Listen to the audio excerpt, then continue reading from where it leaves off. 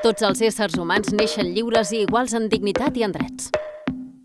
És el primer dels 30 articles que conformen la Declaració Universal dels Drets Humans, aprovada i proclamada el 10 de desembre de 1948 per part de l'Assemblea General de les Nacions Unides. Aquest any, en què es commemora el seu 75è aniversari, pot semblar lícit preguntar-se: cal seguir parlant de drets humans avui? Cal seguir parlant de drets humans mentre a Polònia, Turquia i a la República Democràtica del Congo, entre molts d'altres, els drets de les dones cada vegada estan més restringits?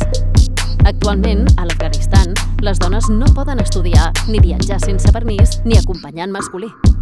O mentre les dones que migren cap a Europa o per la frontera sud de Mèxic estan exposades a patir extorsions, assetjament i violència sexual?